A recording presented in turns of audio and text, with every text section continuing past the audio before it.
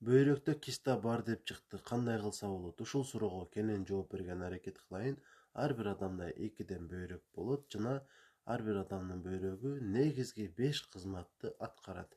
Биринчиден, кан басымды турукташтырып турат. Эгерде бөйрөк болбосо, биздин кан басымыбыз чексиз түрдө көтөрүлүп, бул инсультка же инфарктка алып бармак. Экинчиден болсо, организмди шлактардан, ашыкча керексиз нерселерден тазалап турат. Бул анын эң негизги кызматы. Ал эми үчүнчүдөн болсо, суу менен туздун балансын сактап берип турат. Эгерде бул дагы ишке ашпай турган болсо, адам жашай алмак эмес. Ал эми төртүнчүдөн болсо, кальций менен фосфордун дагы балансын сактоого жардам берет. Анткени бул нерсени дагы турукташтырып турбаса, сөзсүз түрдө өтө өкүнүчтүү жагдайларга алып бармак. Андан сырткары дагы бир маанилүү кызматы бар. Бул болсо кан клеткаларын пайда кылууга жардам берет.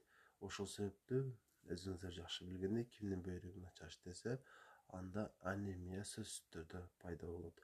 Ушул 5 кызмат жакшы сакталуусуна биз шарт түзүп бере ала турган болсок, анда бөйрөк начар иштеп баштаган болсо деле, баары бир биздин ден соолугубуз начарлабайт.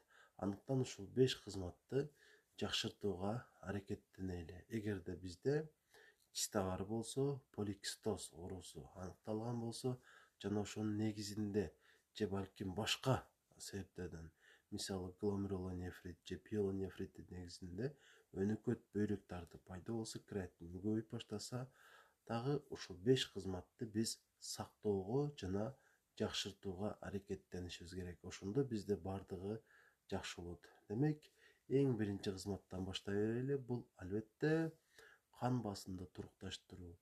Демек, бул нерсеге кан басымды өлчөп туруу аркылуу жетишебиз.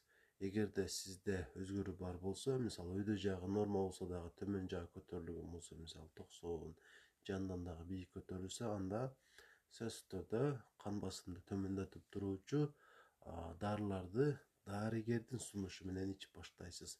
Нефропротектор деп коет, бөйрөктү коргоп туруучу, анын абалын жакшыртып туруучу дарылар деп айтабыз. Бул дагы өтө маанилүү. Андан кийинки эле кызматы бөлүп чыгаруу. Шлактарды деп айттым, ашыкча керексиз нерселерди сыртка чыгарып туруу кызматы начарлаганда, кээ бир дарылар, мисалы сиздерге мурунку видеолордун биринде кетестерил тууралуу маалымат бергем. Ушул дары жардам берет. Бардык эле дарыканалардан сатып алсаңыздар болот. Жана ошондой эле сиздерге мына ушул дарынын дагы сунуштаган антиацидоз деген. Албетте керек болсо ушул дарыны менден эле заказ кылып алсаңыздар болот. Болбосо өз алдыңыздарча издеп көрсөңүздөр дагы балким табасыздар. Ушул дарылар организмдеги ашыкча керексиз нерселерди сыртка чыгарып турууга жардам бере алат. Ал эми андан кийинки эле маанилүү кызматы бул өйдө айткандай туз менен суунун балансын сактоо. Бул нерсеге биз диетаны жакшы сактоо аркылуу жетише алабыз. Андыктан бөйрөктө кандай диета кармануу сизге сунушталса, сөзсүз түрдө ошол диетаны карманууга аракеттенесиз. 100 номер 7 деп коет. Ар бир оорунун өзүнүн диетасы бар. Бөйрөк оорулары бул 7 номер болуп эсептелинет. Аны өзүңүздөр байкап көрсөңүздөр болот. Дагы бир маанилүү кызматы бул кан клеткаларын пайда кылуу деп айттым. Кан клеткалары эгерде жетишсиз пайда болуп баштаган болсо, аны синтетикалык дарылар аркылуу рекарман деп коет, мисалы. Ушундай дарылар менен толуктап турсак болот.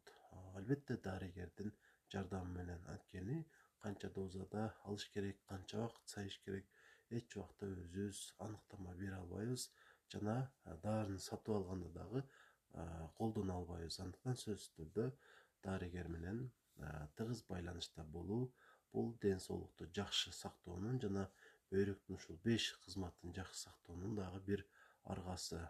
Анан сөзсүз түрдө организмге түшкөн инфекцияны, ал вирустук болуп калышы мүмкүн же болбосо бактериялык болуп калышы мүмкүн, аныктап жада калса ушул микробдун кайсы түрү экендигин дагы билип, ошого жараша антибиотик же вируска каршы дарыларды колдонсок болот. Жана ошондой эле витаминдердин айрымдарын, мисалы Д витаминди толуктоого аракеттенишибиз керек. Ошол аркылуу дагы организмдин ушул сакталган кызматын жакшы коргоп турууга жетише алабыз. Анан кистанын өзүн чындыгында дарылоо мүмкүн эмес. Аны качан өтө бир чоңоюп кете турган болсо же көбөйүп кете турган болсо, балким ушул хирургиялык жол менен алууга туура келет. Бирок бул сейрек эле учурда аткарыла турган процедура. Андыктан сиздердин кыла турган ишиңиздер өйдөдө саналуу өтүлдү. Бөйрөктүн негизги 5 кызматы бар. Ушуларды көзөмөлдөңүздөр жана аны колдон келишинче сактоого аракеттениңиздер. Ошондо сиздердин ден соолугуңуздар эч убакта начарлабайт жана эч кур дегенде азыркы абалыңыздарды ондогон, балким 20-30 жылдар бою сактап жүрө аласыздар.